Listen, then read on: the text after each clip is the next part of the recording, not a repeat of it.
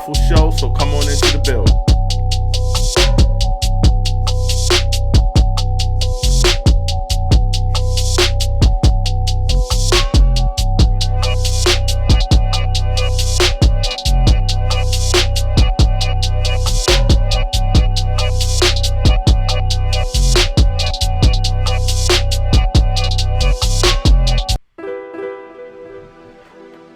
Show will start in 1 minute.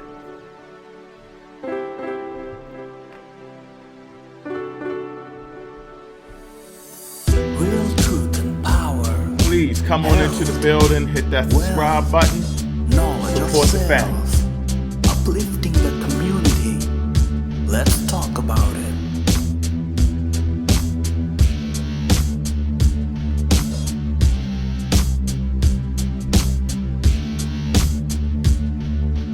Real truth and power.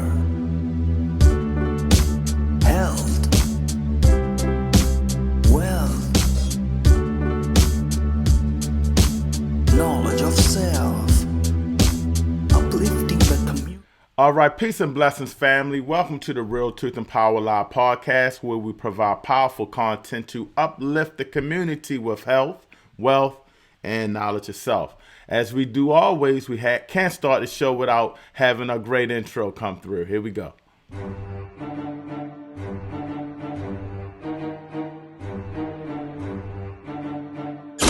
You are now tuned in to Real Truth and Power, the show that uplifts the community with health, wealth, and knowledge of self. Here's your host, Everett Winchester.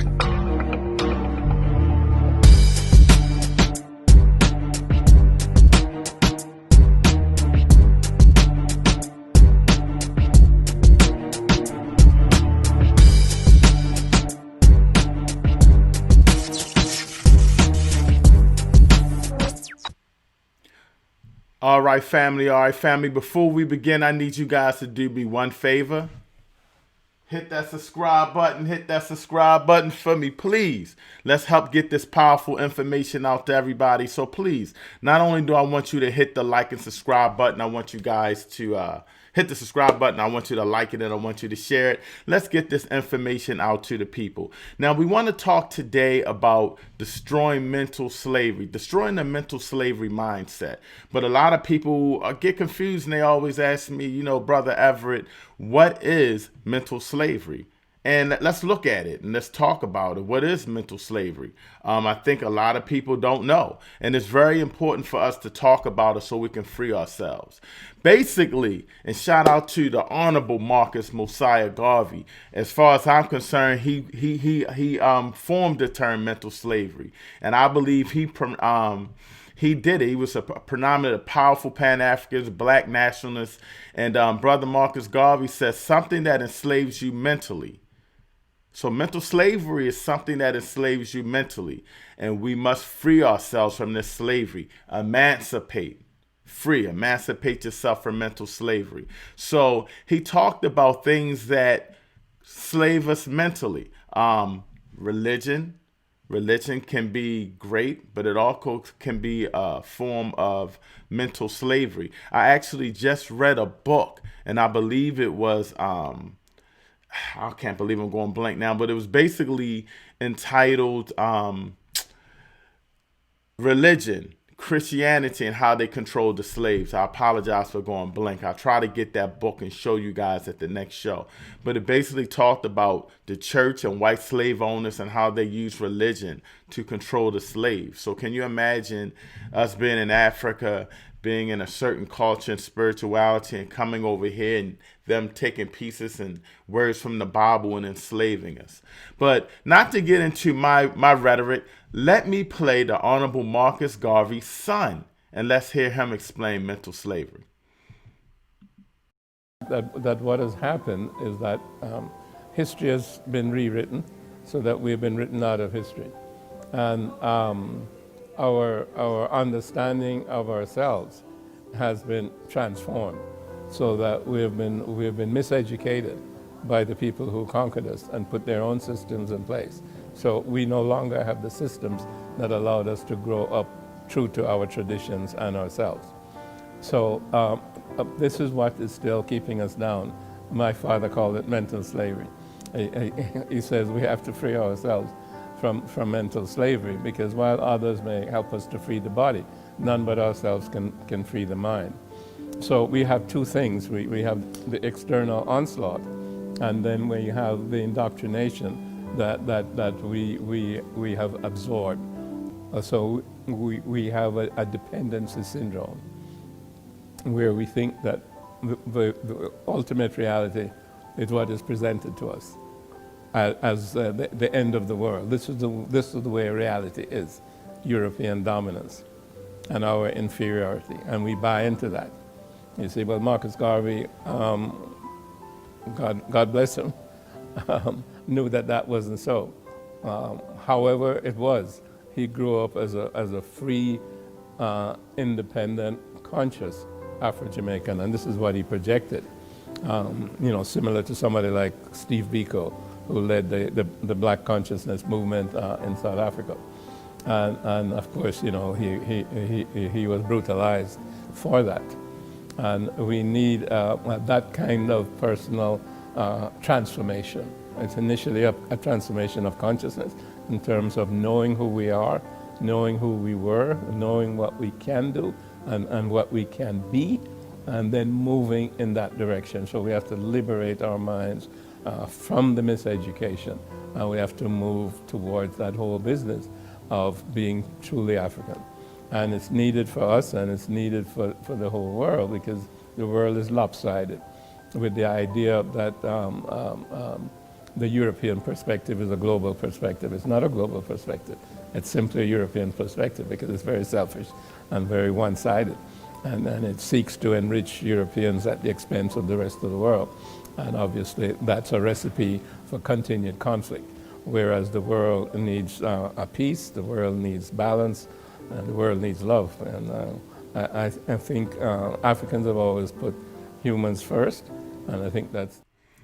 I'm glad. I wanted to leave off of where he left. Africans, we always put humans first. I think that there's a misconception that Black people are violent and crazy and thuggish, but we're far from it. Our culture lends you to learn that we're very peaceful. And so we have to stop some of even the stereotypes of our culture that we start to fall into is racist.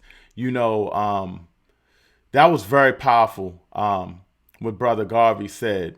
One of the things that we want to talk about is freeing our mindset, getting away from this so-called bad culture, these bad vibes, this bad mentality that enslaves you.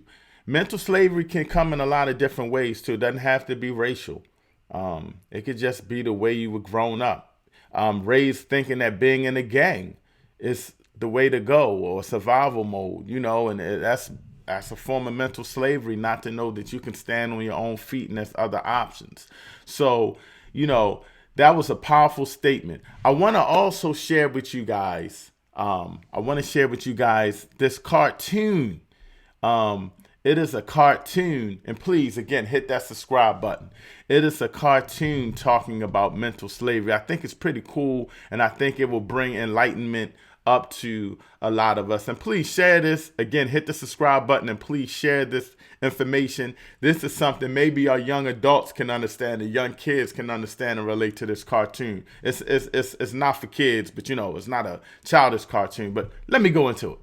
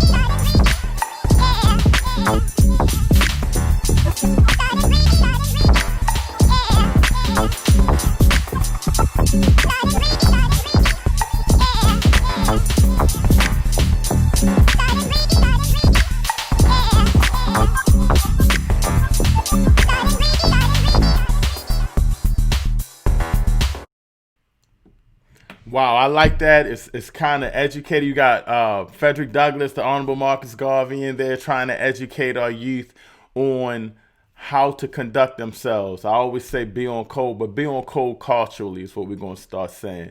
BOCC, be on code culturally. Starting to learn yourself. Let's see, free your mind, learn yourself, learn your culture. Like the hat says, learn yourself. And that's what we're all about at Real Truth and Power. Thank you for tuning in. We got a lot of powerful shows coming up. Hopefully by the end of this week, we will do our first Real Truth and Power game show where we're going to have trivia questions about some spiritual and cultural things. Please check out our latest videos and subscribe to the channel. We do a lot of interviews, and we're going to start doing more Black-owned business and business reviews. So please check us out. Thank you so much. And wow, what a powerful interview from the Honorable Marcus Garvey's son. Giving a my man, yo, he dropped some serious knowledge, and we're blessed to be here. We are out of here. Peace and blessings.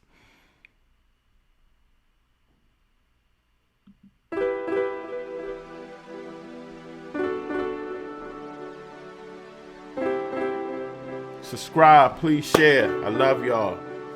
Hotep. Real truth and power, health, wealth, knowledge of self, uplifting the community. Let's talk about it.